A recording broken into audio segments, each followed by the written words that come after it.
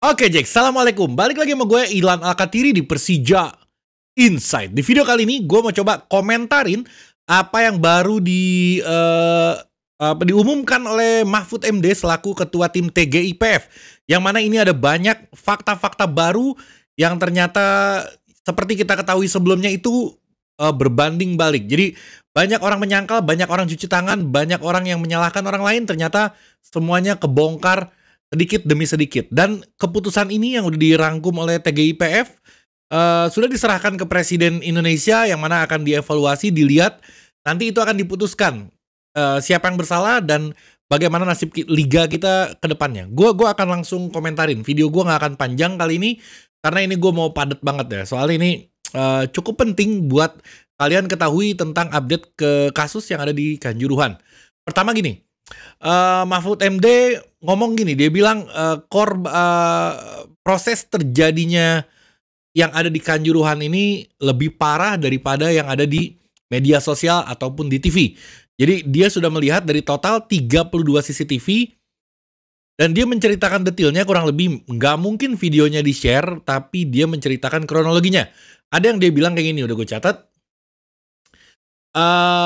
Jadi itu lebih mengerikan dari sekedar semprot mati, dia bilang.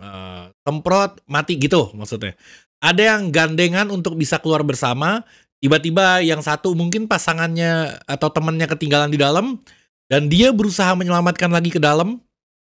Terus akhirnya dia terinjak-injak dan dia meninggal dunia di sana. Jadi gue agak berat sih ngebawain ini ya, tapi ini yang diumumkan dan kalian harus tahu sebenarnya kronologinya. Terus ada juga yang lagi mau nolong temennya karena udah kehabisan nafas, mungkin dikasih nafas buatan kalau menurut Mahfud MD, tapi itu nggak tertolong karena sudah bener-bener sesak habis nafasnya. Jadi CCTV ini udah diteliti dari 32 sudut, mungkin yang paling fokus di sudut 13-14 pintu itu kali ya. Dan dia nggak menceritakan lebih dari itu karena dia bilang ini lebih mengerikan daripada aslinya. Jadi dan di video itu Mahfud MD juga bilang kayak gini, PSSI harus bertanggung jawab akan hal ini. Jangan saling tuduh sana, saling tuduh sini. Itu pandangan dia. Makanya gue heran kemarin tiba-tiba PSSI datang dan PSSI mengklarifikasi bahwa dia akan bertanggung jawab dan dia akan mengusut kasus ini. Gue pikir memang benar berjiwa besar, walaupun telat di akhir-akhir. Ternyata memang udah tahu kasusnya kalau ini akan disalahkan oleh tim investigasi. Maka dari itu sebelum ini diumumkan dia sudah mencoba mengklarifikasi dan bilang kalau dia akan bertanggung jawab. Jadi bukan atas keinginan pribadinya menurut gue, tapi karena memang dia sudah tahu hasilnya yang mana dia terlibat di situ. Jadi mau nggak mau dia harus mengumumkan itu kalau dia akan tanggung jawab. Mau nggak mau sebelum disebutin sama Mahfud MD dia ngomong duluan gitu. Ya nggak apa-apa. Terus hasil investigasi tadi gue udah bilang diserahkan ke Presiden Jokowi yang mana akan dievaluasi ulang dan dilihat dan akan diputuskan. Terus yang kedua ini ada menggelitik juga tentang yang polisi menemukan ada 2 botol miras. Gue nggak tahu tujuannya apa. Pas lagi rame-ramenya kasus tiba-tiba polisi menemukan 2 botol miras, dia bilang, yang bisa dibawa masuk ke dalam stadion. Sempat terjadi perdebatan di mana-mana. Ada yang klarifikasi dari Aremania, dia bilang nggak mungkin gue bisa bawa masuk ke stadion. Sedangkan pemeriksaannya ketat. Ternyata itu salah. Ternyata gue kasih tahu. Jadi Kadispora Malang, Kepala Dinas Pendidikan dan Olahraga, Kepala Dinas Pemuda dan Olahraga maksud gue, sudah mengklarifikasi Nazarudin Hasan namanya. Dia bilang kayak gini, menyatakan 2 kardus yang berisi 46 botol diduga miras yang sempat disita oleh polisi adalah obat penyakit mulut dan kuku sapi.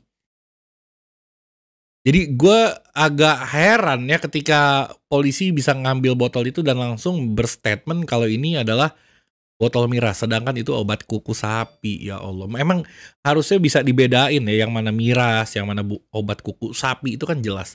Tapi Kadispora ini dia juga bilang kayak gini, ini klarifikasi saya ini nggak mengaitkan apapun dengan temuan baru. Bisa jadi ada temuan baru yang mana itu benar botol miras, tapi dia mengklarifikasi botol yang dia pegang.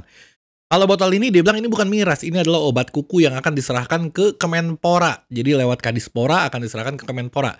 Dan ini adalah yang dibuat oleh ada salah satu UMKM mana nih, bentar.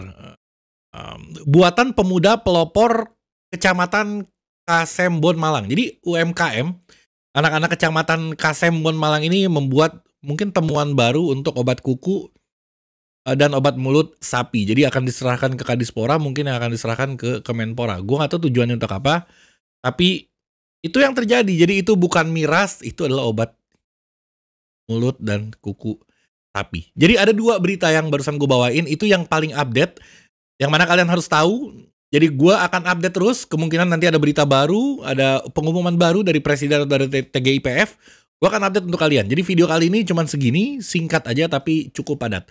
Oke, gue akhirin dengan Assalamualaikum warahmatullahi wabarakatuh.